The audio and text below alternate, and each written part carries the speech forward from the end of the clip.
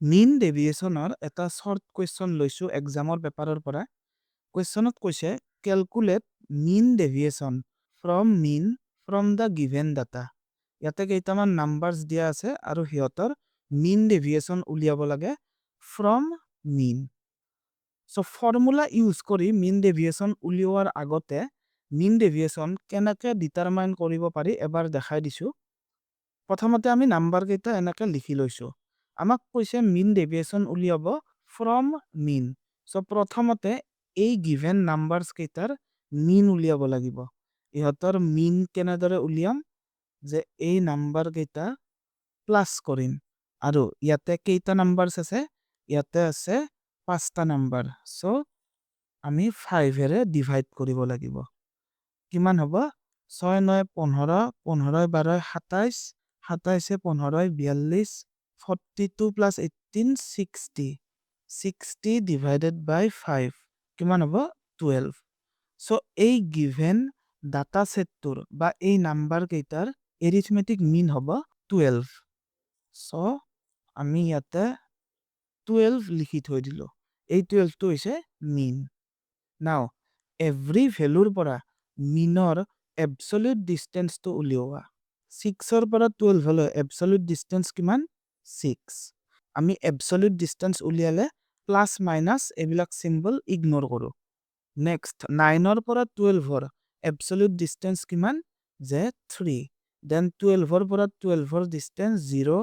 15 পৰা 12 absolute distance 3 আৰু 18 পৰা 12 absolute distance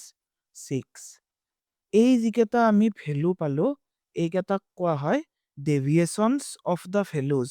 from mean বা deviations from mean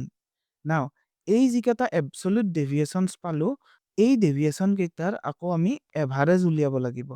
so 6 3 0 3 আৰু 6 এই নাম্বাৰ কেইটাৰ average বা arithmetic mean কিমান হ'ব যে এই নাম্বাৰ কেইটা প্লাস কৰা প্লাস কৰি divided by কিমানটা নাম্বাৰ আছে 5টা divided by 5 কিমান পাম যে 6 3 9 9 3 12 6 18 18 divided by 5 18 by 5 কিমান হ'ব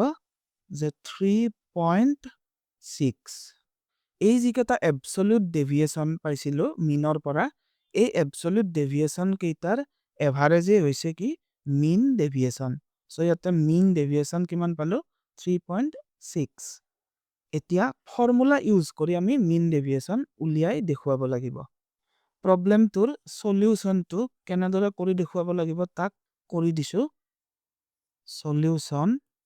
calculation of mean deviation from mean আমি কলম বনাব লাগিব ফাৰ্স্ট কলমটো হৈছে x ইয়াতে যিকেটা ভ্যালুজ দিয়া আছে সেইকেটা লিখিম 6 9 12 15 আৰু 18 now এই ভ্যালু কেইটাৰ total উলিয়াম total কিমান পাইছিলো 60 therefore mean x bar equals 60 divided by 5 equals 12 এতিয়া আমি এটা কলম বনাব লাগিব সেই কলমটো হৈছে যে deviations from mean that is x values কেইটাৰ পৰা x bar যিমান পাইছো তাক মাইনাস কৰি যাব লাগিব so x minus x bar আমি x bar কিমান পাইছো 12 so ইয়াতে 12 লিখি দিও আৰু আমি যেহেতু absolute deviation লব লাগিব so ইয়াতে মডুলাস symbol ইউজ কৰিব লাগিব so 6 minus 12 কিমান হয় minus 6 কিন্তু আমি absolute ললে ইয়াতে plus 6 হ'ব বা simply 6 then 9 minus 12 minus 3 ইয়াতে মডুলাস symbol ইউজ কৰিছো so plus 3 then 12 minus 12 0 15 minus 12 3 18 minus 12 6 এতিয়া এইকেটা নাম্বাৰৰ total উলিওৱা কিমান হ'ব 6 3 9 3 12 6 18 so summation modulus x minus x bar is equal to 18 therefore mean deviation from mean is equal to summation modulus x minus x bar divided by n এইখিনিৰ value কিমান পাইছো 18 18 divided by কেইটা number আছে 5টা 18 divided by 5 equals 3.6 So amar mean deviation hobo 3.6 units. Etu hoise final answer. Thank you.